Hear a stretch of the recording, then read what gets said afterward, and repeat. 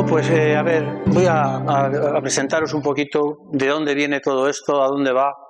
El curso de Psicología Práctica es un compendio de los conceptos usuales en la psicología humanista.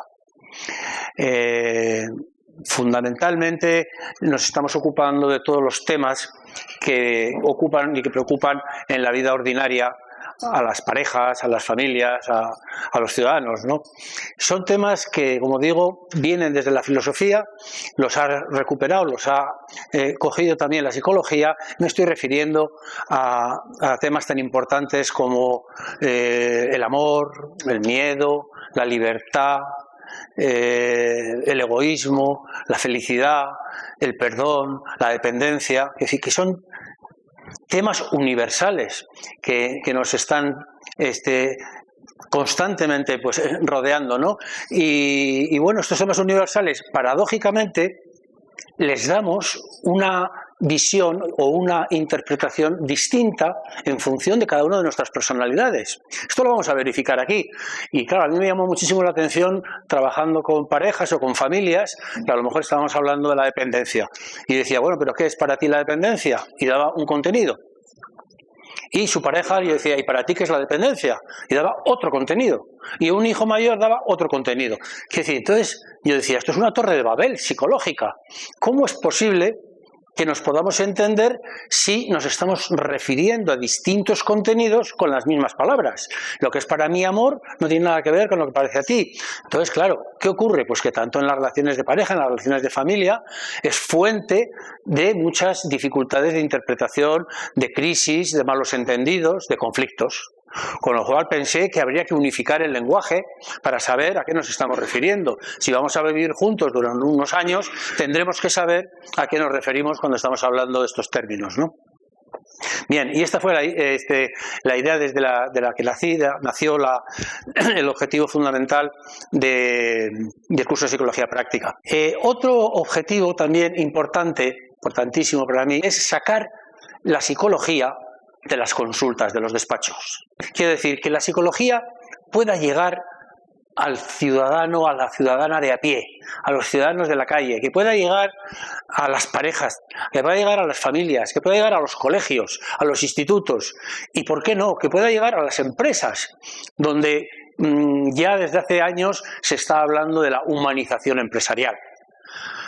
Me gustaría tanto que hiciéramos los psicólogos con la psicología lo que mi compatriota Carlos Arriñano ha hecho con la gastronomía, conseguir que llegue hasta el último rincón, ¿no? Pues esta sería la idea para mí también de divulgar, de poder llegar, de poder transmitir y de que la psicología pueda llegar a muchos sitios. Decía Fritz Perls, fue el creador de la terapia gestáltica, y decía es que los conocimientos de la psicología son demasiado valiosos como para limitarlos a los supuestamente enfermos. Quería decir con esto la importancia de estos términos que puedan ser extensivos y que lleguen al mundo mundial, ¿sí? Bueno, y un tercer objetivo también es el de asumir la responsabilidad de nuestra vida. A ver, esto en principio suena como muy serio, ya lo iremos luego viendo más detenidamente, pero tenemos que pensar una cosa. Si no somos responsables, ¿qué ocurre? Pues que los responsables de nuestras vidas son otras personas. Entonces, si nosotros no vivimos felizmente, es porque hay otras personas que están contribuyendo a que no vivamos felizmente, los responsables. Y eso sería horroroso, porque significa que nuestro futuro y nuestro presente está en manos de los demás. Yo lo que voy a demostraros a través de la responsabilidad es que el poder está dentro de ti. Que el poder último es tuyo. Y entonces desde ahí es donde vas a poder manejar y situarte con respecto a las relaciones de la vida. Ya veremos que eso va a tener luego sus dudas, pero bueno, aquí en el cuerpo a cuerpo lo vamos a comentar, lo vamos a ver. Entonces, la importancia de que en la medida en que soy responsable significa que soy dueño de mi vida, significa que el poder lo tengo yo y puedo dirigir mi vida en función de mis necesidades. Bien. La configuración, ¿en qué va a consistir esto? Bueno, en realidad son 5 charlas, son 5 conferencias. Hoy probablemente vamos a dar 2, son las más largas, y mañana haremos otras 3. ¿Qué quiero yo con estas conferencias? Hacer una especie de recorrido desde que nacemos y llegamos a este mundo. ¿Y qué ocurre? Pues que empezamos desde nuestra tierna infancia a formar el carácter.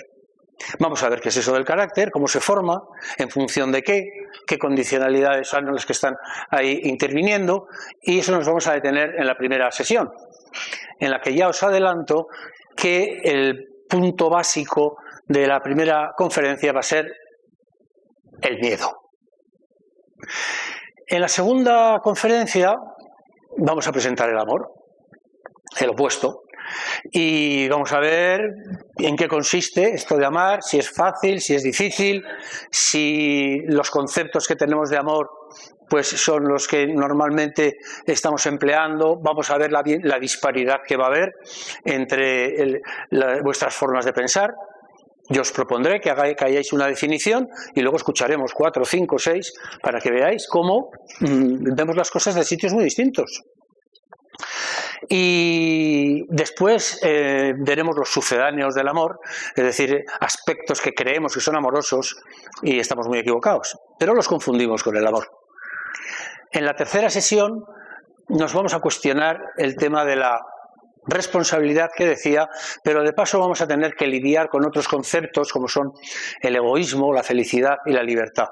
Vamos a mirar eso detenidamente para poder culminar al final con el concepto de responsabilidad. En la cuarta sesión, y en la tercera, hemos visto también las necesidades que tenemos en la vida y cómo gestionarlas, y en la cuarta sesión vamos a ver qué pasa cuando nuestras necesidades no se pueden satisfacer, es decir, cuando aparecen las frustraciones en la vida. Bueno, pues vamos a ver cómo se puede torear de una forma más sana con las frustraciones. También en la satisfacción de las necesidades, y estoy entrando ya en la quinta sesión, veremos que hay necesidades que no podemos satisfacer nosotros solos, con lo cual vamos a establecer relaciones de dependencia. ¿Es sana la dependencia? ¿Es insana?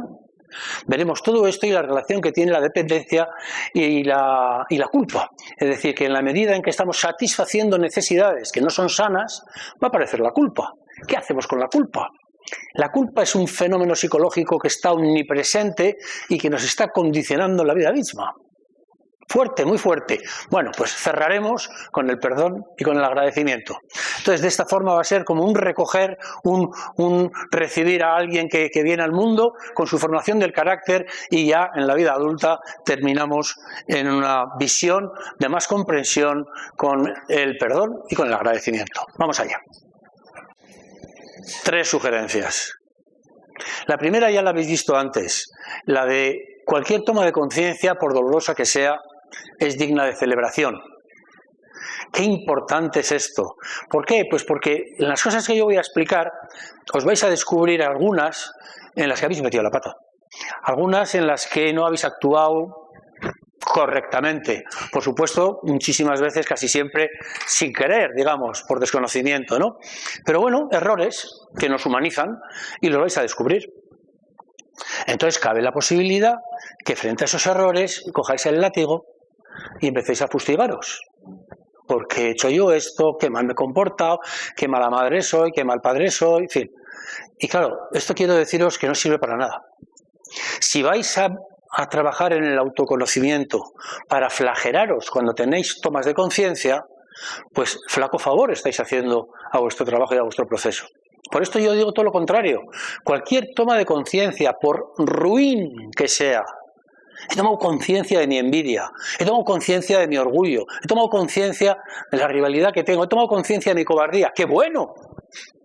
¡Qué bueno! Y es fenomenal, porque es que eso te va a dar la oportunidad de trabajarlo. Lo mismo que cuando identificamos una herida, que está subiéndonos la fiebre, que estamos, y se identifica la herida y dice, jo, ya está, ya le hemos pillado. Tal antibiótico, tal cepa, y bueno, solucionado. Pues con eso exactamente igual. Cualquier toma de conciencia, por dolorosa que sea, es digna de celebración. Otra sugerencia es que no os creáis nada de lo que digo. De verdad. ¿Por qué? Pues porque, como vamos a ver a lo largo de estas charlas, es decir, a lo largo de la vida nos han metido un lavado de cerebro, nos han metido en un disco duro información y nos han metido un montón de condicionamientos, ¿no? Flaco favor sería el que ahora cambiaseis de disco duro por otro disco duro. Entonces, yo lo que os propongo es que no desechéis lo que yo digo, sino que lo observéis durante 10 días. Si veis que encaja con vuestra forma de vivir, con vuestros valores y principios, lo hacéis vuestro. Y si no, lo dejáis partir. No os peleéis. No os peleéis conmigo. Si ni creáis, digo, pues estudiarlo, observarlo, si veis que encaja y os puede venir bien, lo hacéis vuestro, y si no, pues lo dejáis partir. Luego también una tercera sugerencia, que yo hablo en términos generales, que alguno de vosotros, dice, joder, pues a mí no me pasa eso, oye, pues yo no he vivido.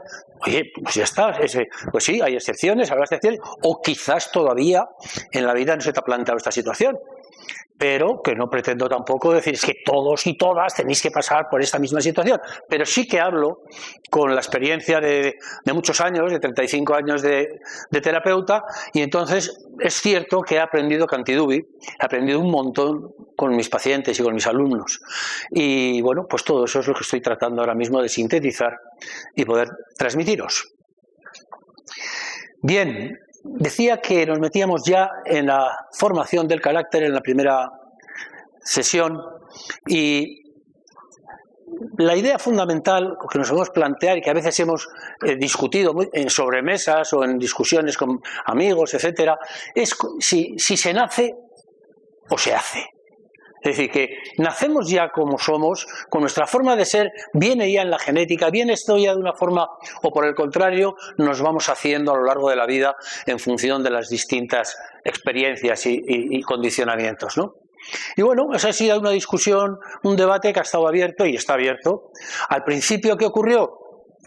Bueno, era un momento en el que estamos con el empirismo, con Descartes, luego viene Mendel, y Mendel estaba haciendo unos experimentos con guisantes, era un loco de la genética, y lo que pretendía, lógicamente, era desplazar todo las conclusiones que sacaba con sus guisantes, pues a la conducta humana, ¿no?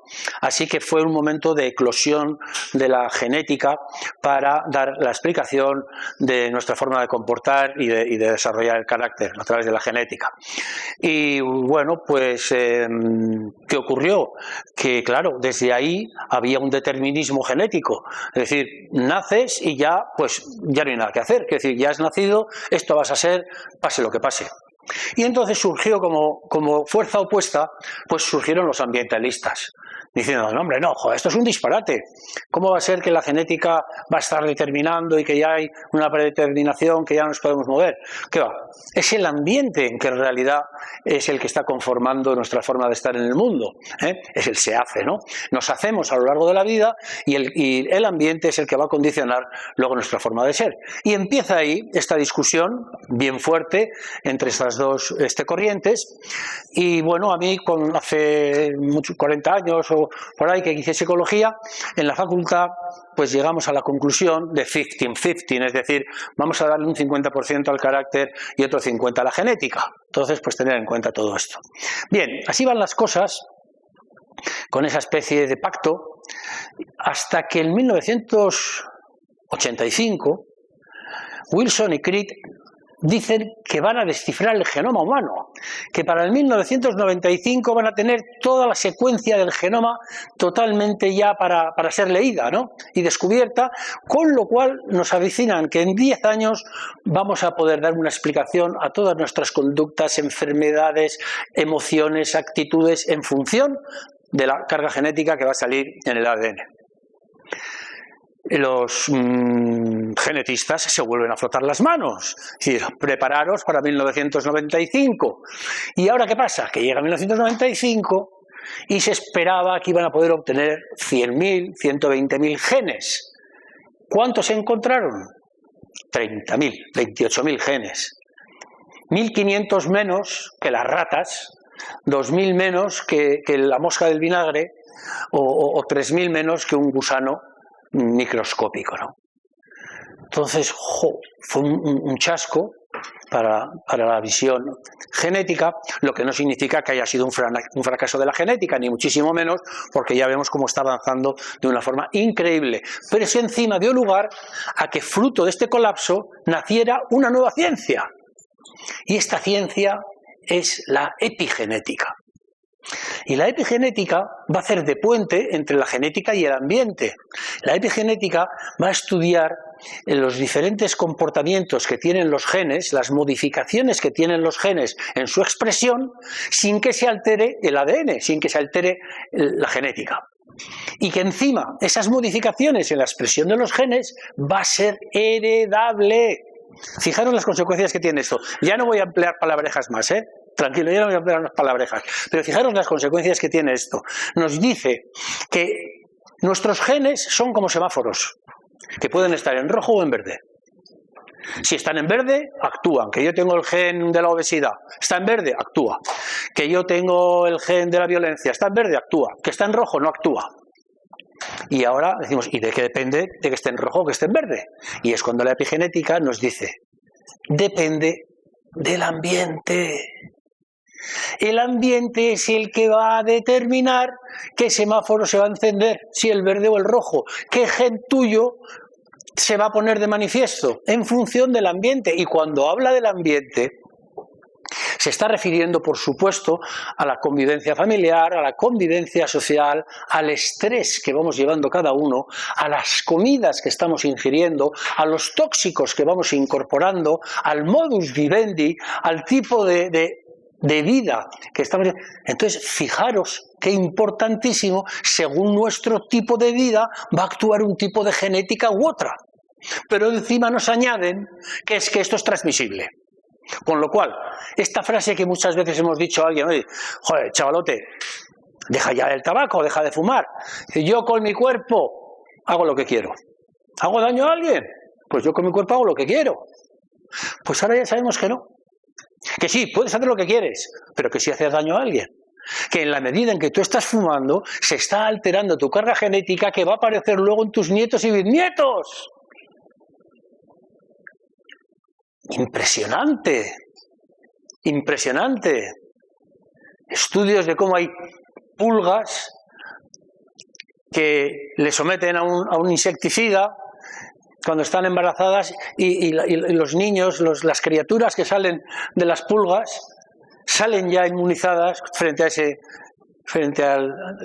flis este que le han echado, al insecticida, ¿no?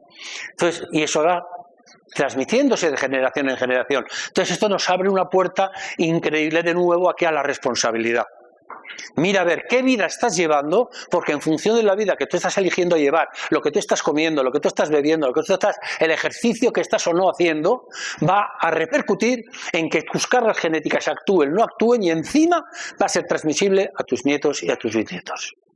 Impresionante. Con lo cual, podemos concluir. A veces me hablo mucho y se me olvida de seguir con esto de aquí. Se nace o se hace, fijaros dónde estamos, los genetistas y los ambientalistas.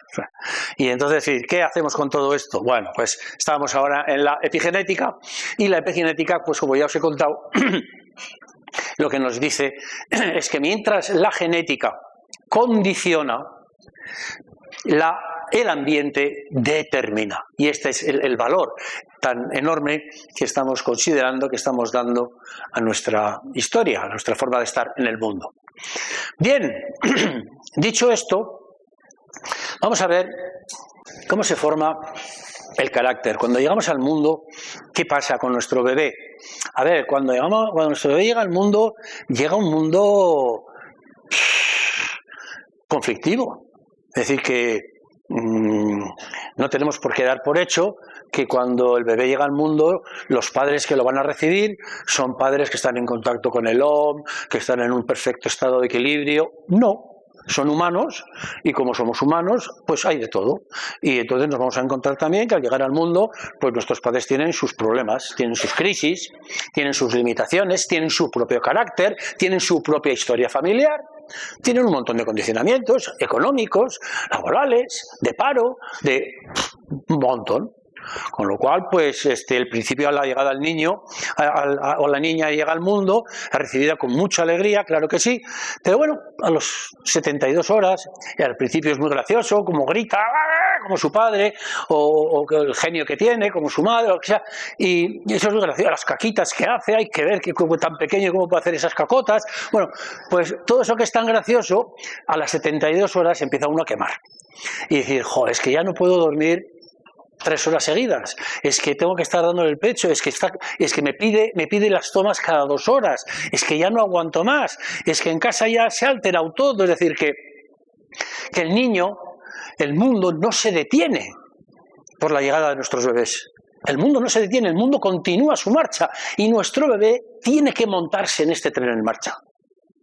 Es un periodo que a veces no hemos reflexionado, pero esto tiene que ser duro para un bebé, montarse en marcha en el tren de los adultos, con sus estreses y con sus dispersiones, ¿no? Y bueno, hay unos rasgos, atributos que tenemos dentro de la psicología desde que nacemos, que nos van a permitir montarnos en ese tren en marcha, pero ya vamos a ver que no va a ser de una forma gratuita. Pero en principio va a haber 3 procesos que nos van a ayudar a llegar a conformar este carácter y esta forma de estar en el mundo. El primer proceso por el que vamos a pasar va a ser el proceso de adaptación. El proceso de adaptación. ¿Qué significa esto? Pues que el bebé en los primeros días, primeros meses, tiene 4 necesidades fundamentales. Tiene la necesidad de comer, la necesidad de sueño, la necesidad de higiene y la necesidad de tacto y contacto. Solo tiene 4 necesidades. Y bueno, pues esas 4 necesidades, como digo, chocan también con los tempos que tiene la familia. Con lo cual el pequeñajo o la pequeñaja tienen que empezar a adaptarse. Sus tomas tienen que ir alargándose para ver si conseguimos una toma de 8 horas. Su sueño tiene que ir alargándose a ver si conseguimos dormir 6 horas. La higiene empezamos a distribuirla con las cacas a ver si puede ser que las haga en determinado... En fin, y nuestro bebé se va adaptando y van haciéndose las tomas y conseguimos por fin dormir 7 horas y conseguimos... Y ocurre este periodo de adaptación que es tan importante en el crecimiento de nuestros pequeños, ¿no? Después del periodo de adaptación, llegamos a los 2 años y ahí va a llegar el periodo de la educación. Es un momento en los 2 años en los que ya empezamos a tener conciencia del bien y del mal. Lo que se ha bien hecho y lo que está mal hecho. Nuestros pequeños a estas alturas ya están andando, están explorando como auténticos fieras todo el entorno, están probando la elasticidad de las cortinas, están probando cómo puede ser la ventana vista desde el vacío. Entonces es una locura y empezamos a transmitirles está bien, está mal, está bien, está mal. Claro, cuando está bien, pues es una sonrisa, cuando está mal, es la cara seria. Y bueno, ya Serrat nos lo recuerda en su canción, este niño deja ya de jugar con la pelota, eso no se dice, eso no se hace, eso no se toca. Ya le estamos metiendo el moralismo, lo que está bien, lo que está mal, bien. Y este es el periodo de educación. Y vamos a llegar un añito más tarde. Lo que pasa es que ahora esto ya se va solapando, porque ya cada vez entran antes a las guarderías o a los colegios, ¿no? El tercer periodo es el de socialización. Ya llega el momento en que tiene que salir de la familia, de ese entorno de protección, salir al mundo y empezar a relacionarse interpares, ¿no? Con sus iguales y empezar lo que supone también un esfuerzo muy grande para nuestros pequeños, porque tienen que empezar a compartir, porque tienen que empezar a respetar, a hacer las colas, a guardar los turnos, en fin, es un gran sacrificio también el de la socialización. Bueno, llegamos a los 3 años y medio, 4, y nuestros bebés han cumplido su cometido. Se han adaptado, se han educado y están socializados. Fabuloso. Pero ahora me viene a mí una interrogante, me viene una pregunta. Nos dice Piaget, que como sabéis fue pues, un especialista en inteligencia, en el desarrollo evolutivo de la inteligencia, y Piaget nos dice cómo hasta los 8 o 9 años de edad no aparece ese periodo de las operaciones formales. Las operaciones formales son las que nos dan la oportunidad de establecer el uso de razón, comprender las cosas, empatizar, saber lo que tú estás sintiendo, saber lo que está pasando. Eso ocurre con 8, con 9, con 10 años. Y ahora yo pregunto, ¿cómo es posible que un niño de 3, una niña de 3, 4 años, que no tienen uso de razón, que ya hemos visto que es a los 8, cómo es posible que cumplan con su currículum de adaptación, educación y socialización? ¿Cómo es posible? Bueno, pues antes de contestar a la pregunta,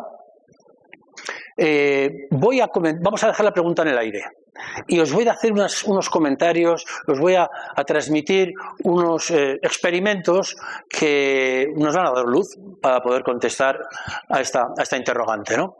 Y el primero de los experimentos tiene que ver con Harlow y Bowlby. Harlow y Bowlby eran etólogos, es decir, personas especialistas, profesionales, que estudiaban el comportamiento de los animales con la idea de extrapolar luego los resultados a los humanos. Y hay un experimento que ha dado mucho que hablar, de Harlow, en el cual ahí se ven que hay 2 monos, no sé si observáis, hay una madre mono que es de peluche y hay otra madre mono que es como metálica. ¿Sí? La madre metálica tiene un biberón en la mano, que es un biberón calentito y lleno, y la madre de peluche lo que tiene es un biberón vacío. Y coge a los monos que están recién nacidos y les deja que experimenten y que se muevan. ¿Cuál es el resultado de esta experiencia? Pues el resultado oficial es que los monos pasan 23 horas agarrados a la madre de peluche y que solo hacen incursiones temporales a la madre de metal para tomar la leche necesaria. Digo resultado oficial. Hay un resultado oficioso que no se quiso hacer público porque ya estaban los defensores de los animales cuestionando todos los trabajos que se estaban haciendo por la mortalidad que implicaba y el sufrimiento de los animales. Pero el resultado oficioso es que 1/3 de los monos que vivieron la experiencia fallecieron agarrados a la madre de peluche. En cualquier caso, tomemos el resultado oficioso o el oficial. Fijaros la importancia de lo que nos están diciendo. La madre de peluche, una madre que transmite calor, que transmite acogimiento, frente a una madre de hierro. ¿Qué nos está diciendo sobre las necesidades de un recién nacido? Si esto pasa en los monos, ¿qué no pasará en los niños, en las niñas? Segunda idea que os quiero transmitir. El rey Luis II de Baviera, le llamaban el rey loco. Creo que vais a entender por qué. Este rey era muy famoso, construyó unos palacios en Austria, que los que habéis visitado Innsbruck y toda esta zona, los grandes palacios austríacos los diseñó este muchacho. Bueno, era un inquieto y decidió hacer un experimento. Escogió a 8 o 9 niños y niñas de su corte, de su reino, y dio instrucciones a los sirvientes, les dio instrucciones de que no les faltase comida, ni bebida, ni higiene, ni que les faltase tampoco el sueño, ¿no? Pero que no intercambiaran la palabra, porque él quería saber qué idioma saldrían hablando si nadie se comunicaba con ellos. Si saldrían hablando austríaco, si saldrían hablando francés, alemán. Y entonces dio esta orden. En relación sí, pero comunicación verbal ninguna. ¿Cuál fue el resultado? No se pudo saber que iban a salir hablando porque fallecieron los niños. Y nos vamos a un tercer experimento. Estamos situados ahí en pleno comienzo del siglo XX, la época de la industrialización, ¿Qué ha ocurrido? Que ha habido un desplazamiento del mundo rural hacia las grandes ciudades, a trabajar en las grandes fábricas que están empezando en el siglo XX.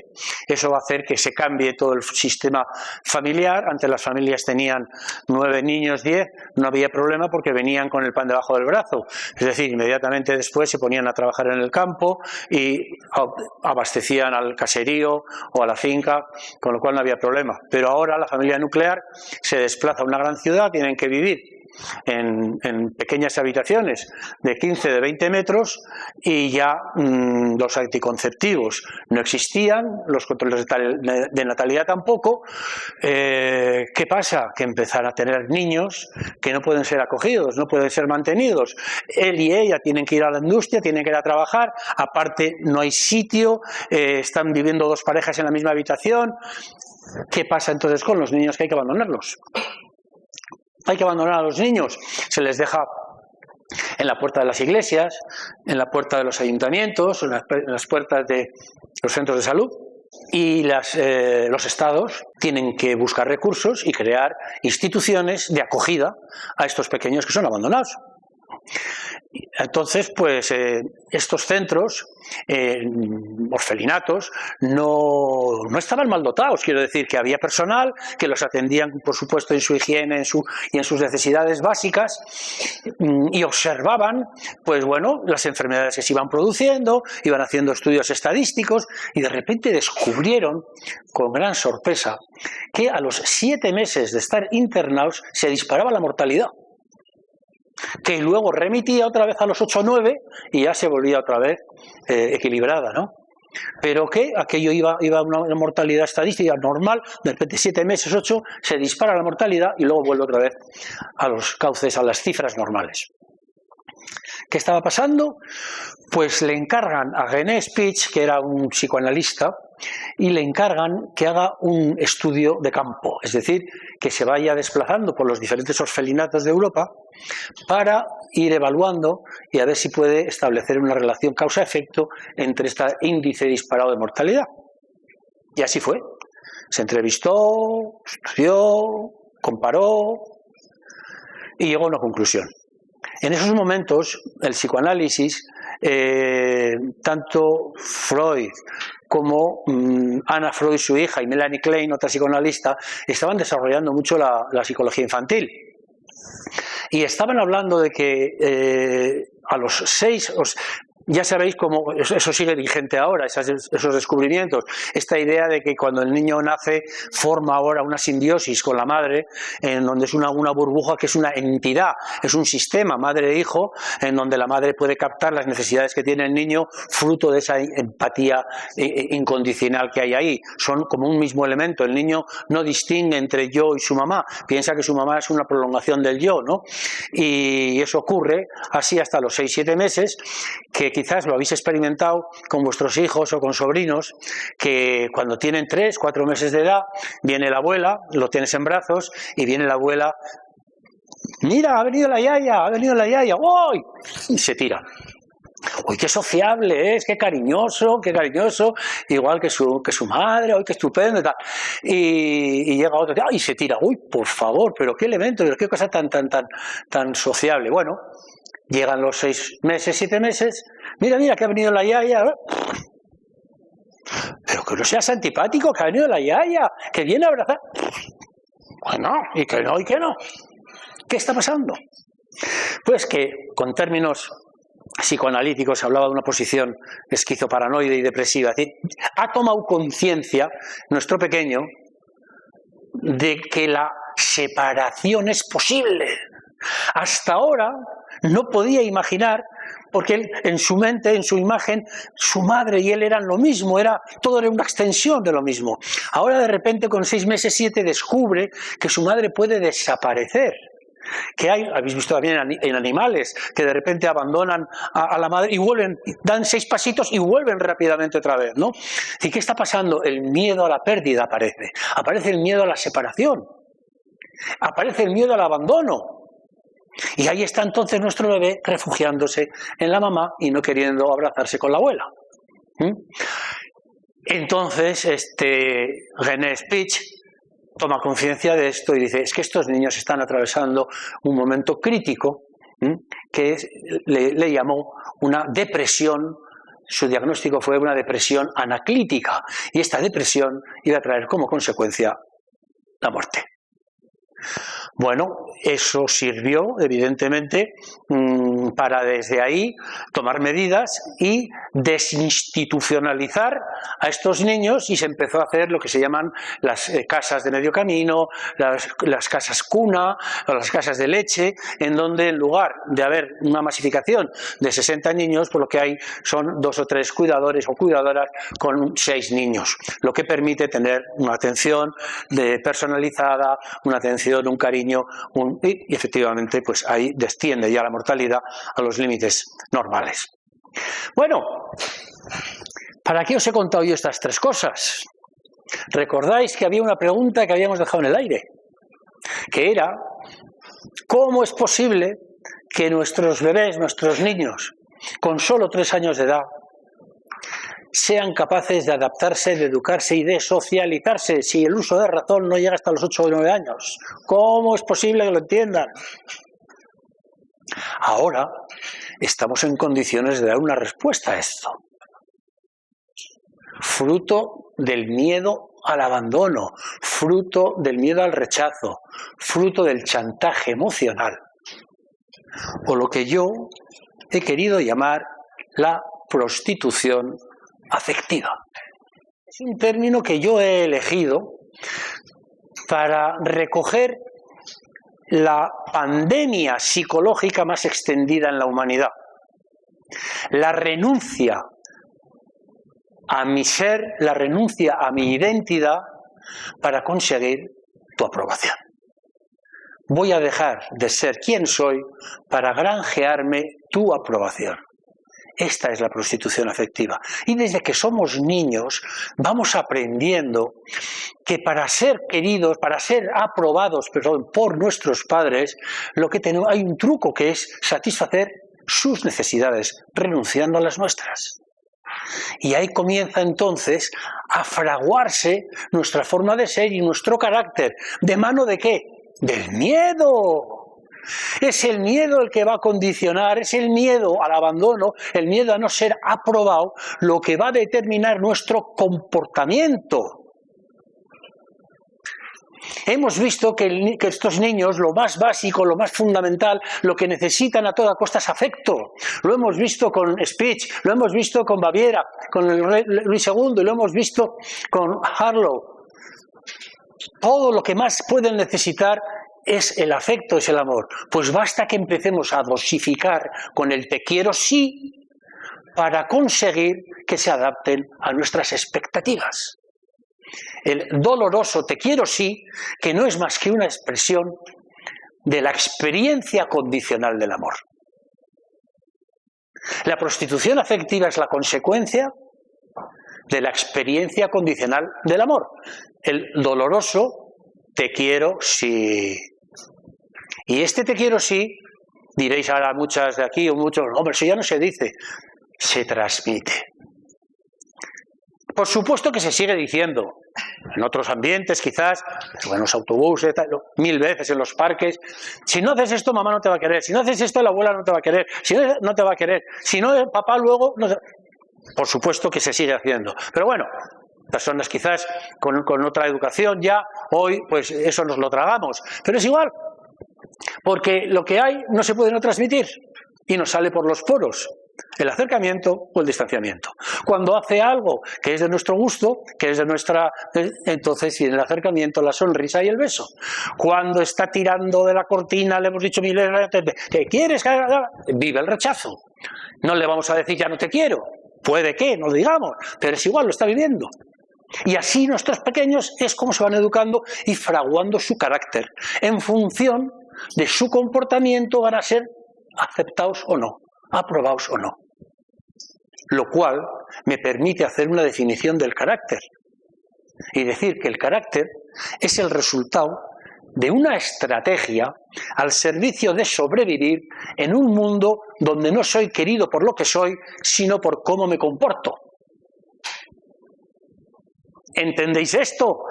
Después de... El carácter es el resultado de una estrategia bien sabia, ojo, enormemente inteligente por parte de nuestros peques. Una estrategia al servicio de sobrevivir. Hay que sobrevivir, hay que satisfacer la necesidad de afecto. Pues estrategia al servicio de sobrevivir en un mundo donde no vas a ser querido por lo que tú eres, por tu espontaneidad, por tu forma de ser, no, sino por cómo te comportas. Si lo haces adecuada o no lo haces adecuadamente. Si lo haces educada, si no lo haces educadamente. Si te socializas, si no te socializas, si te adaptas o no te adaptas. Y ahí se empieza entonces a determinar nuestra forma de ser, el carácter. Insisto en que es una estrategia enormemente inteligente. Si no fuera por el carácter, pues no sobreviviríamos. Nos daríamos de bruces con la falta de aprobación, con el abandono. Fue lo más inteligente que podíamos hacer en aquel momento. ¿Cuál es el problema? La cronificación de todo esto. Que es que esto no se queda así y dices, bueno, pues con 5 años, con 4 años, luego ya irá cambiando. Ya vamos a ver que esto no es así. De entrada, la etimología de las palabras va a poner luz en todo esto. Fijaros, pues podemos utilizar indistintamente, para el caso, la personalidad y el carácter, ¿no? Persona, ¿de dónde viene? Personalidad viene de persona. Vosotros sabéis lo que era la persona. La persona era una careta, una máscara que se ponían los actores y actoras y actrices en la Grecia clásica, se ponían una máscara para salir al escenario. Es decir, que en la medida en que iban a salir al escenario, agarraban una careta, una máscara, y así salían al escenario. Y les llamaban persona a las caretas. ¿De qué nos está hablando ya la palabra persona? De la careta. Una falsedad. De una falsedad. De eso no hay autenticidad. Eso que estamos viendo es falso. Detrás hay una persona de verdad. ¿Sí? Pues si nos vamos al concepto de carácter, carácter significa lo acuñado, lo impreso, lo programado. ¿Sí? Entonces, persona me pone en contacto con la falsedad y el carácter con la cronificación de esta falsedad. Va a ser una falsedad perpetuada en el tiempo. Por eso, el carácter nos va a traer muchos problemas. No es algo que usamos cuando éramos pequeñitos, es algo que lo hemos incorporado a nuestro automático y con él estamos funcionando a los 60, a los 50, a los 40 y a los 90. Esa es la historia. Y esto, como decía, fue una buena estrategia infantil, pero nos va a traer luego muchos problemas en la vida adulta. En forma más resumida, os puedo decir que el primer problema es que desarrollamos con el carácter una personalidad virtual. ¿Qué significa? Pues que como necesito la aceptación y la aprobación de todo el mundo, a cada uno le voy a ir poniendo la careta que yo espero que le guste. Con lo cual mi personalidad es virtual, está al servicio de lo que las expectativas de los demás en ese momento estén programando. La segunda inconveniente que vamos a tener es que el carácter nos va a obligar a renunciar a la totalidad de nuestros recursos, de nuestras cualidades. Fijaros, nosotros estamos dotados de todas las polaridades psicológicas que os podáis imaginar. Estamos equipados para la tristeza, para la alegría, para el dolor, para la felicidad. Estamos equipados para sentirnos en momentos de seguridad, en otros momentos inseguros. Pero si le decimos a alguien que se defina, ¿y tú quién eres? Defínete en 6 palabras, 7 palabras. Nunca oiréis a nadie decir, pues mira, yo soy una persona que soy fuerte y débil, que soy decidido e indeciso, que soy amable y desagradable, que soy egoísta y generoso. No. ¿Por qué? Porque suprimimos la mitad y presentamos la otra mitad. Presentamos la mitad que queda bien, yo soy simpático, soy agradable, soy generoso, soy fuerte, y evito la debilidad, evito la carencia, evito la dificultad. ¿Sí? Entonces, ¿qué significa? Que yo voy a estar al 50% de mi vida porque tengo otro 50% en la recámara metido que temo se haga presente porque me voy a granjear vuestra desaprobación. Si yo me manifiesto débil delante vuestro, mi temor es que digáis, este Carlos no vale. Si yo me manifiesto indeciso, joder, parece mentira, aquí hablando y con una indecisión. Entonces yo estas cosas las voy a ir ocultando. Y me voy a presentar fuerte, me voy a presentar decidido, me voy a presentar ingenioso, me voy a presentar, sí, obviando y olvidándome de la otra mitad que va a ser absolutamente necesaria para cumplir con mi cometido de expansión y crecimiento. Y el tercer problema que nos va a traer también el carácter es que nos vamos a identificar con el personaje que hemos creado. Esta es la historia del cazador cazado.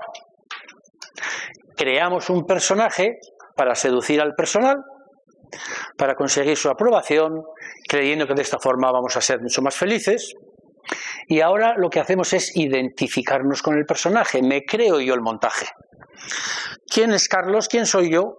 Y te repito de carretilla, pues la cassette. Te repito de carretilla, pues lo que ya voy repitiendo a todo el mundo, que si soy muy fuerte, que si soy muy simpático, que si soy muy... ¿Sí? Entonces, pues este es el pena, que yo me identifico con el personaje, pierdo relación, pierdo contacto con mi verdadera identidad, que es muchísimo más amplia, y únicamente me identifico con el personaje que yo he creado. Esto del carácter ha dado lugar entonces a que se creen las caracteriologías.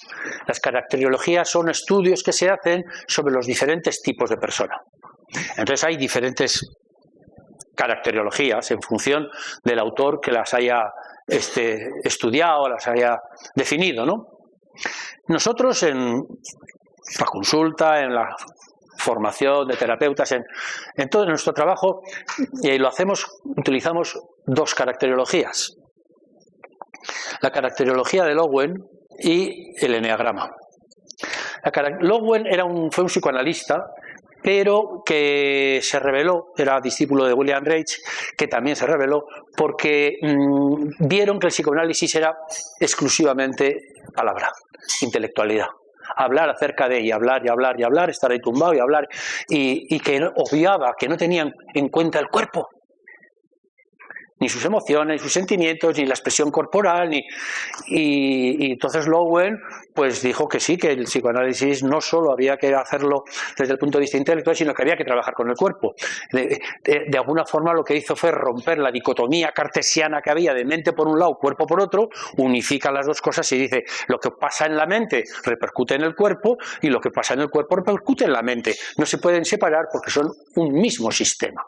Y entonces desarrolla todo un trabajo del carácter donde define 5 tipos de cuerpos y a cada cuerpo le otorga una caracterología, le otorga una infancia, le otorga una manera de funcionar, de comportarse. Es decir, y claro, os puede parecer chocante, ¿no? Pero claro, es ver un cuerpo y sabemos muchísimo, viendo un cuerpo, de qué está pasando ahí, de cómo se relaciona esa persona con su sexualidad, o con su agresividad, con su ternura, si eso, muchas cosas. Y son 5 caracteres los que trabaja Lowen. Entonces, claro, cuando trabajamos con la caracteriología, mucha gente se ríe y dice, joder, qué tontería, había que pretender meter a la humanidad en 5 tipos de caracteres, ¿verdad? Qué absurdo.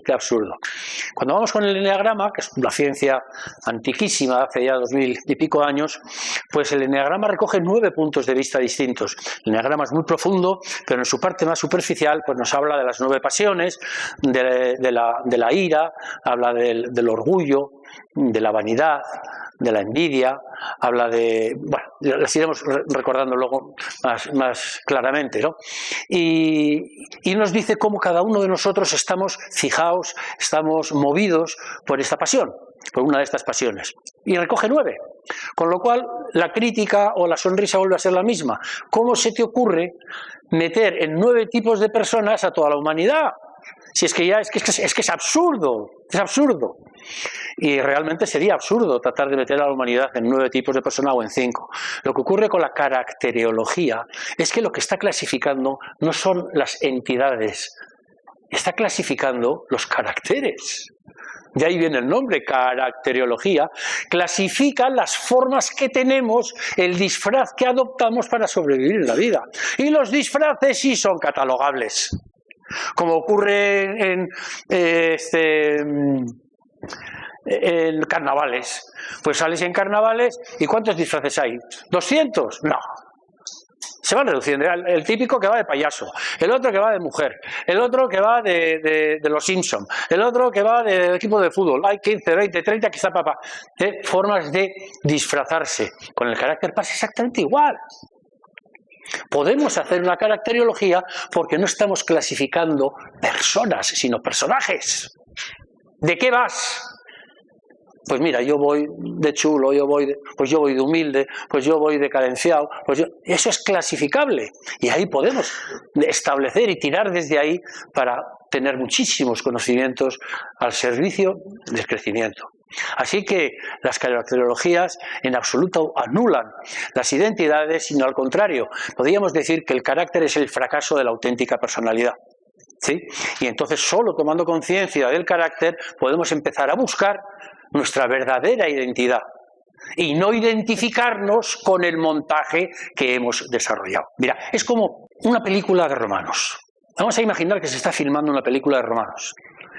Entonces, a vista de pájaro, desde el helicóptero hay una toma y se ven allí como 4 cuadrículas y se acerca a las cámaras y efectivamente hay como 4 cohortes, 4 tipos, y ahora la cámara más baja, más que está en tierra, empieza a acercarse a la primera cohorte, y la primera cohorte son unos soldados que llevan un escudo redondo y una lanza. Y llevan un gorro con un penacho amarillo. Ahora el cámara nos presenta la segunda cohorte y llevan un escudo que es rectangular y llevan flechas. Y el penacho es de color rojo. Y va a una tercera cohorte y estos pues van arrastrando unas maquinarias pesadísimas, unas catapultas, llevan unas corazas pesadísimas y llevan unos cascos enormes, tal. Tercera cohorte. Y vamos a la cuarta cohorte y nos encontramos con otros que van a caballo, con un escudo muy ligero y una espadita. Otro tipo de cohorte, que van con un penacho dorado. Muy bien, ¿cuántos tipos de romanos tenemos? 4. 1, 2, 3, 4 tipos de romanos. ¿Qué pasa cuando la película termina? Termina la filmación, corten. ¿Qué ocurre? Que cada uno se quita su coraza. ¿Y qué aparece? 2.000 personas diferentes. ¿Lo entendéis? 2.000 personas diferentes. ¿Qué diferencia hay entre los romanos y nosotros?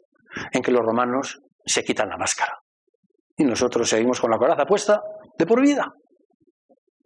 Este es el drama, el caballero de la armadura oxidada, con su armadura de por vida hasta que el llanto consiga deshacerla. Y esta es la historia de la humanidad. Así que no os enfadéis con las caracterologías y acogerlas como una fuente muy bonita de información, de trabajo personal, porque son el camino hacia el encuentro con vuestra verdadera identidad. ¿Qué hacemos ahora con todo esto? ¿Hay salida a esto? Pues, ¿qué os voy a decir? Que depende. Depende. No os puedo asegurar que sí, tampoco os puedo decir que no. Vamos a ver de qué depende. Mirad, el otro día voy a un gran almacén y compro una máquina fotográfica, una Nikon de estas potentes y preciosas. Y muy bien, contento a mi casa, abro la caja y me encuentro, para mi sorpresa, con un manual de instrucciones así de gordo, con una letra pequeñita, pequeñita. ¡Jo! Me entra un desánimo, digo, ¿quién me manda a meterme a mí en esto? Bueno, para mi consuelo veo que las primeras páginas son en inglés, las otras en ruso, las otras son en chino, voy quitando, pero bueno, al final me quedo con 25 páginas por 2 lados, de letra muy pequeñita, que me tengo que tomar algo para poderlo estudiar eso, ¿no? Y ya pues decido ponerme manos a la obra, y en la primera página lo primero que pone: opción automática. y le das así. Opción manual. Léete las 25 páginas. ¿Qué hago yo? Automático. Automático, lógicamente. Y empiezo a tirar de fotos como loco, hasta hoy. Hasta hoy. Entonces, pues, ¿qué pasa? Que viene ahora, pues, Cristina y me dice, hombre, estas fotos no tienen una calidad, ¿cómo te diría yo? Están bien, pero les falta un brillo, les falta una vida, esa flor, ese primer plano, un poquito borroso, ese que está en movimiento, se queda ahí como difuminado. Es que eso no está. ¿Qué tengo que hacer? No, eso ya es el manual. Eso solo es posible hacerlo en posición manual.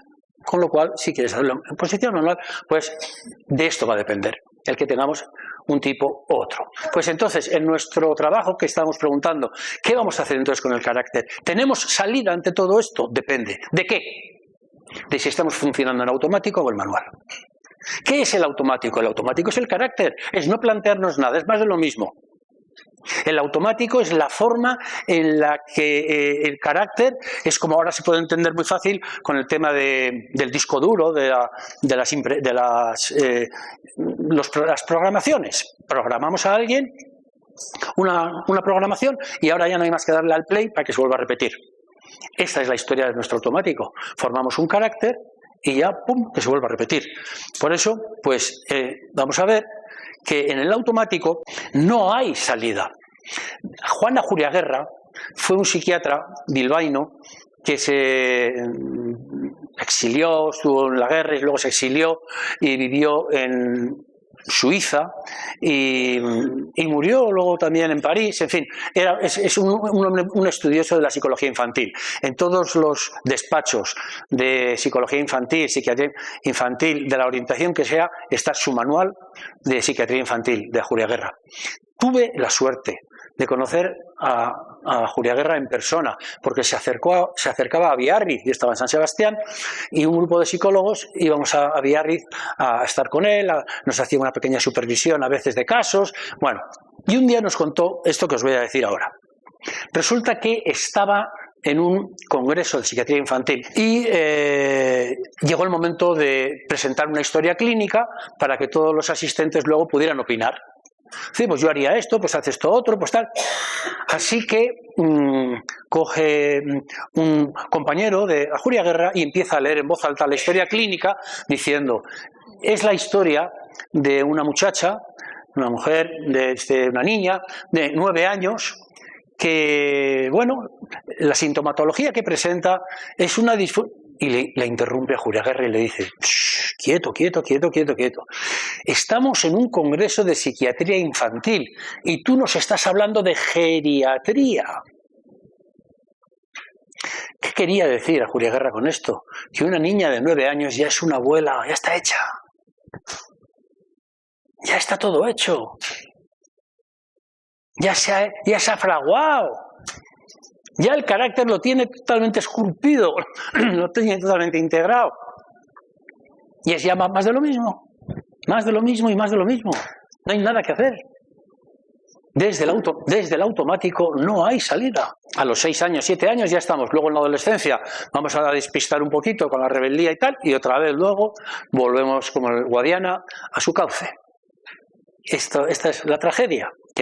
Sin embargo, la otra opción es la manual, que aplicado a la psicología sería la consciencia. La consciencia que está formada por la atención, la intención, el aprendizaje y la repetición. La atención, la consciencia, el ser consciente de lo que está pasando. El automático no es consciente de nada. Entonces, la primera consciencia que tenemos que tener es consciencia de nuestro carácter, consciencia de nuestra historia personal, consciencia de cómo se ha ido fraguando todo esto, consciencia de cómo el miedo es el que está conduciendo nuestras vidas. La conciencia, y la conciencia es una herramienta elegida por todas las culturas, por todas las costumbres, por todas las religiones, por todas las filosofías y psicologías. Ser consciente, pisar tierra. versus estar en el automático y dejar que las cosas fluyan sin que yo me considere que tengo nada que ver con lo que está pasando. La conciencia me lleva lógicamente también a la responsabilidad, me lleva al poderío, me lleva al poder estar dentro de ti. Esta es la gran diferencia. Así que, ¿futuro hay? Claro que hay. Hasta hace unos años esto lo vivíamos de forma intuitiva, es decir, nosotros sabíamos que las terapias que hacíamos con nuestros pacientes funcionaban. Y eso que habíamos estudiado que las neuronas son inamovibles, que las neuronas nacemos con un montón de neuronas y que no van creciendo ya nunca más, sino que desde el primer día empiezan a disminuir y que las sinapsis que se organizan ya de por vida y que no hay una maleabilidad. Y ahora se ha descubierto, de una forma muy casual, por cierto, luego os lo cuento, ahora se ha descubierto la permeabilidad neuronal. Es decir, que las neuronas son sensibles al cambio, que hay una permeabilidad, que se puede cambiar, que se puede alterar el funcionamiento, el número y la asociación sináptica de nuestras neuronas. ¿A base de qué? De atención, de intención, aprendizaje y repetición. ¿Cómo se descubrió? Pues haciendo estudios a los taxistas de Londres. Haciendo estudios a los taxistas, haciéndoles escáneres cerebrales, descubren que hay zonas de los cerebros de los taxistas, yo me imagino que también los de Madrid o los de Sevilla, que están más desarrolladas en el resto de los mortales. ¿Fruto de qué? De toda la memorización que han tenido que hacer de las calles para poderse sacar el título. ¿Sí? Y entonces, fruto del desarrollo de la memoria, la parte correspondiente a la retención, a la memoria en el cerebro, pues está mucho más desarrollada que en el resto. También lo hicieron con los violinistas. ¿Qué quiere decir esto? Que todos nuestros movimientos, que todas las actuaciones en nuestro ambiente van a tener una repercusión en nuestro cerebro. Que cambiando el ambiente, cambiamos nuestro cerebro. Algo que está muy cercano también a la epigenética de la que estábamos hablando antes. Entonces podemos ahora concluir con un montón de esperanza que somos el resultado de nuestra carga genética, de nuestras experiencias infantiles y de lo que a día de hoy tú quieras hacer con tu carga genética y tus experiencias infantiles. Este es el esperanzador mensaje. Es cierto que hay cargas genéticas, es cierto que hay experiencias infantiles, no es menos cierto que a día de hoy, desde la conciencia, desde la intención, atención, aprendizaje y repetición, el poder está dentro de ti. ¿Qué quieres hacer con todo esto? Basta ya de poner balones fuera. Es que mi infancia, es que ni... Por supuestísimo que eso hay que trabajarlo, claro que sí, pero como medio, no como fin, para quedarme instaurado. Se siente, es que como yo, se siente, es que como yo. No. Podemos hacernos conscientes de cómo el miedo va conduciendo nuestra vida y tomar la decisión de que esto ocurra de otra forma, de otra manera. Así que ahora os voy a presentar, para cerrar ya el tema, os voy a presentar los daños más concretos que nos hace el carácter, cómo estar conducidos por nuestro carácter, las dificultades que nos va a plantear y nos plantea en la vida. Consecuencias del carácter. La primera, y ya la he hablado antes, es que desarrollamos la mitad de nuestros recursos, la mitad de nuestras posibilidades. Venimos perfectamente dotados para cumplir con nuestra misión de expansión y desarrollo y sin embargo decidimos renunciar a la mitad de nuestros recursos para conseguir la aprobación de los demás y quedarnos inconclusos de por vida. Segundo punto de daño, de perjuicio, de consecuencia del carácter. El carácter está fraguado, como hemos visto, desde el miedo al abandono, del miedo al rechazo, del miedo a la no aprobación, de la prostitución afectiva y del chantaje emocional. Entonces, estamos conducidos, nuestra vida, en la medida en que somos una expresión de nuestro carácter, estamos conducidos por el miedo. Y en la medida en que lo que esté conducido por el miedo, ¿qué nos va a traer? ¿Más miedo? ¡Más miedo! Y alguien puede pensar, joder, este Carlos está chalado. ¿Por qué se le ocurre decir que nuestra vida está conducida por el miedo? ¿De dónde se lo ha sacado? Os lo voy a proponer, como ya os he dicho que no os tenéis que creer nada, os voy a dar la posibilidad de que descubráis si esto que he dicho es cierto o no. Mirad, mi propuesta es que hagáis durante una semana 10 stop al día. 8 de la mañana, stop. 11 de la mañana, stop. 1 de la tarde, stop. 10 stop a lo largo del día. Y cada vez que hagas el stop, digas, ¿qué estaba yo pensando ahora mismo? ¿A qué le estaba yo dando vueltas? ¿Y sabéis lo que vais a descubrir? Que de cada 10, 9 pensamientos son preocupaciones. ¿Y sabéis qué es lo que hay detrás de una preocupación? Miedo. Estoy preocupado con la enfermedad de mi hijo, ya estoy con el miedo a la muerte, con el miedo a la pérdida, con el miedo. Estoy preocupado con el trabajo y no sé si ya estoy con el miedo a la pérdida, con el miedo a la... Estoy preocupado con que no voy a llegar a final de mes, ya estoy con el miedo. Invade nuestra vida, porque nos hemos fraguado desde ahí y es más de lo mismo. Recordar, atención y tensión, aprendizaje y repetición nos van a dar la oportunidad y la esperanza de alterar todo esto. Más dificultades que tenemos con el carácter, la falta de espontaneidad, pues porque efectivamente si somos automáticos, estamos en el automático, somos autómatas. El autómata pues tiene sus movimientos perfectamente marcados. Entonces desde el automático no puede haber espontaneidad posible. Y si algo es espontáneo en la vida, es el placer. El carácter no es amigo del placer, el carácter es amigo de la rectitud, es amigo de la seriedad, es amigo del deber, no del placer. El placer es forma de espontaneidad, algo totalmente alejado al tema del carácter. Otra consecuencia va a ser que estamos desconectados de nuestras necesidades. ¿Por qué? Porque el carácter, ya hemos aprendido, ya sabemos que el carácter está fraguado en la prostitución afectiva y que la prostitución afectiva consistía en atender las necesidades de los demás para así conseguir la aprobación. Si tú atiendes las necesidades de los demás, ¿cuáles no estás atendiendo? Las tuyas, cariño. Así que el carácter nos lleva a estar desconectados de nuestras necesidades. Si nosotros estamos desconectados de nuestras necesidades, ¿qué va a hacer el cuerpo? ¡Quejarse! El cuerpo no engaña, la cabeza sí.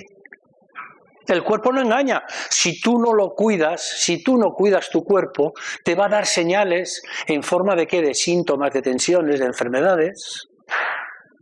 Por supuesto, al cuerpo no le vas a engañar con la cabecita. Y entonces aparece, como digo, este rosario de síntomas, de enfermedades y de situaciones de dolor. Eso nos permite seguir granjeándonos la atención de los demás, porque como nos va tan mal, nos colocamos en posición de víctima, en posición de queja, que lo mal que me va, cuídame, que me van las cosas muy mal, me coloco en posición de dolor, de sufrimiento. Y fijaros la gran paradoja. La gran paradoja es que renunciamos a nuestra identidad con la idea de ser felices, de conseguir la aprobación de los demás y de esta manera ser felices, y paradójicamente lo que hemos conseguido es la infelicidad por la vía más rápida. Este es el drama de la humanidad. Hemos renunciado a nuestra identidad, hemos renunciado a nuestro carácter, esperando que con la aprobación íbamos ya a ser felices y estar tranquilos, y resulta que por la vía rápida nos hemos asegurado toda esta infelicidad. Este es el drama. No es pequeño, ¿eh? No es pequeño. Y esto, como he dicho antes, es una pandemia psicológica. Esto es aplicable al mundo mundial. En esto estamos todos implicados. Todos implicados. Por eso antes cuando decía que este tipo de psicología salga de las consultas, es que tiene que llegar a los colegios, es que tiene que llegar a todo tipo de situaciones, porque es que esto es aplicable. Esto lo estamos viviendo todos en nuestras carnes, los que estamos aquí, los que están ahí fuera, todo el mundo estamos pasando por esta situación, atravesando esta situación. Pero bueno, traigo la esperanza de que esto es posible, a través de la conciencia esto se puede trabajar. No os he dicho antes la estructura de las sesiones. Lo hago ahora. Os he dicho que eran 5 sesiones. Entonces, en cada conferencia, primero doy la charla, como he hecho hasta ahora.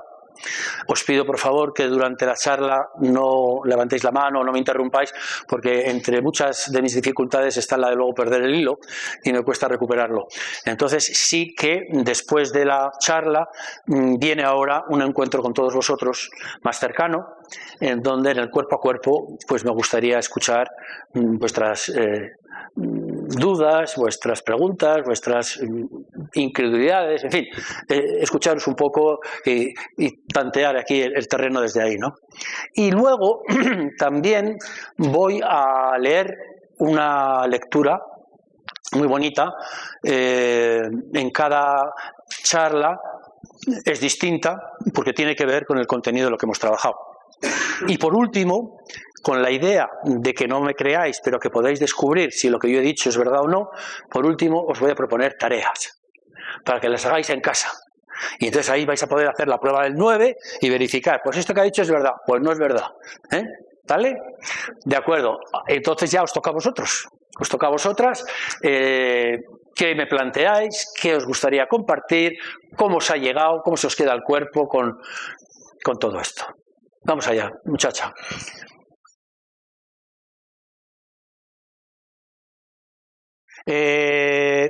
Tercera conferencia. Muchísimas gracias. Muchísimas gracias. De perdón, nada. Muchas gracias. Claro, pero cuando yo hablo de la intención, la atención, la intención, el aprendizaje y repetición, estoy refiriéndome a que en la medida en que buscamos una conducta correctora, es decir, si yo veo que cada vez que estoy con una persona lo que me salta es la envidia, y entonces voy a cortarle la cabeza, si yo he desarrollado la conciencia y la atención, he podido darme cuenta de cómo mi parte envidiosa tiende a cortarle la cabeza a esa persona, con lo cual la próxima vez que esté allí con esa persona o con otra persona, lo que voy a tratar es de que mi envidia no lleve a cortar la cabeza. Y una vez que lo he hecho, esa conducta tiene más posibilidades de que se repita. Es como cuando en un sendero de hierba crecida, todas las florecitas, toda la hierba crecida, alguien pasa andando. El siguiente que viene, ¿qué va a hacer? Pasar por el mismo sitio. Y al final aquello se convierte en un sendero. Entonces, claro, pues por eso estamos aquí, mi chica. Desde la conciencia, sí. Venga, muchas gracias. En primer lugar, no vas a conocer a nadie que no sea neurótico. Quiero decir que todos los niños nuestros van a salir tocados. Porque están absolutamente. Entonces lo único que podemos hacer es ir ahorrando para que el día de mañana puedan tener una atención. Sí. Lo que también es cierto que no todos los daños son de la misma intensidad. Es decir, que se pueden producir daños que son inevitables porque la propia sociedad no puedes tener a tu niño, por muy bien que tú lo trates, vamos a imaginar que tú fueses una madre perfecta, la perfección no existe, pero que fueres una madre perfecta es igual. Tu bebé, tu niño, tu niña se va a relacionar en el colegio y con otro, y entonces va a venir y va a estar contaminado por el mundo del miedo en el que estamos. El rechazo, el no rechazo, me quiere, no me quiere, y que no hay salida. ¿La madre perfecta qué es? No, ya he dicho que no existe una madre perfecta. Que no he dicho, es que eso no existe. Porque sería deshumanizar. Decir que alguien es perfecto es deshumanizarlo. Si algo estamos pretendiendo en este curso es humanizarnos. Y humanizar, también lo veremos en la siguiente sesión, pues tiene unas características muy distintas a la perfección, ¿sí? Viva la humanización. Bien, entonces lo que decía, un ejemplo.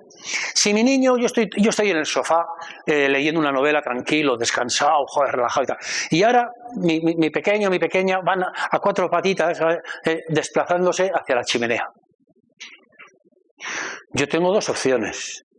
Una, pegarle un grito y que salga espantado de allí. ¡Sácate!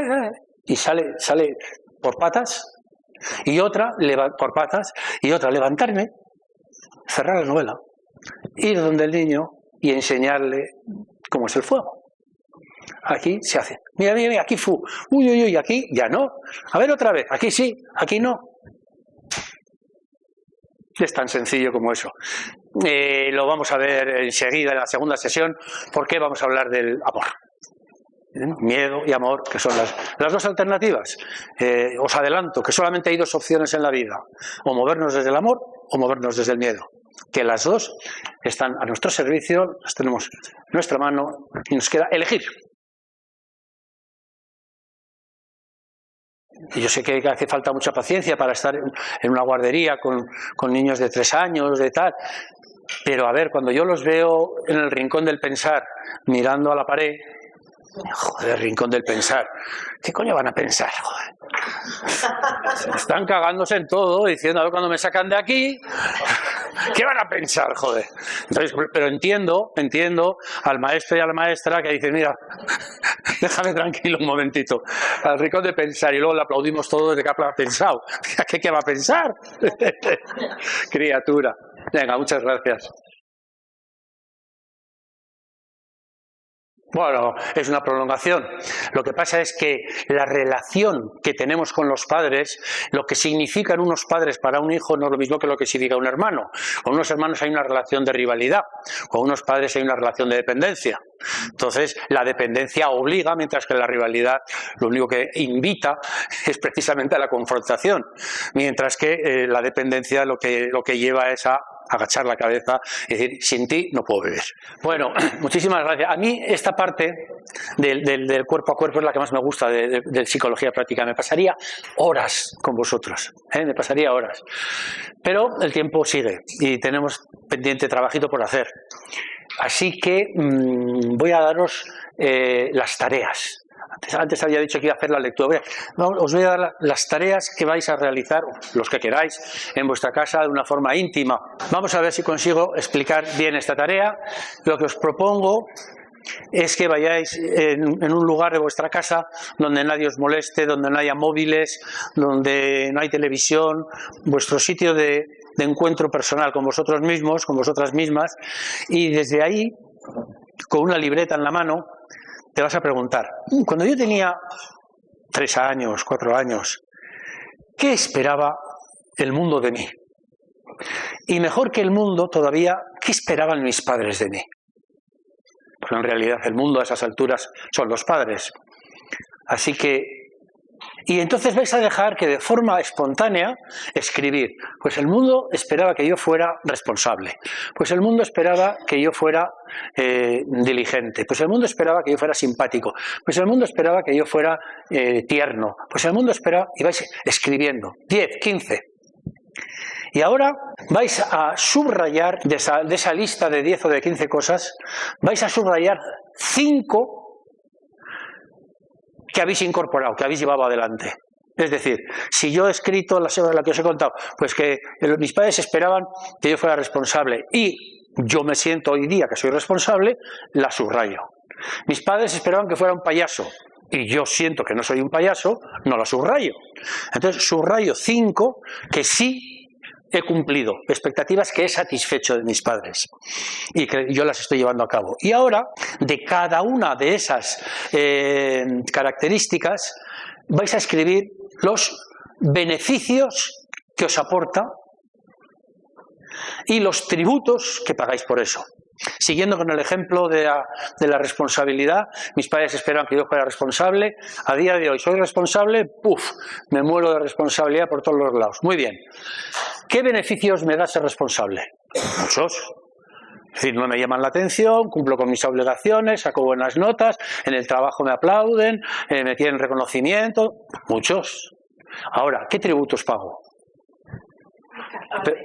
Claro, actualmente. ¿Qué tributos estoy pagando por esta responsabilidad? Me falta mi parte creativa, me falta mi parte infantil, estoy desconectado del placer, tengo que tener todo programado y no hay espontaneidad en mi vida.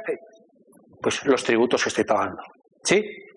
Y ahora te propongo también que para que no te creas la película de que solo eres responsable, observes también rasgos de irresponsabilidad a lo largo de tu vida.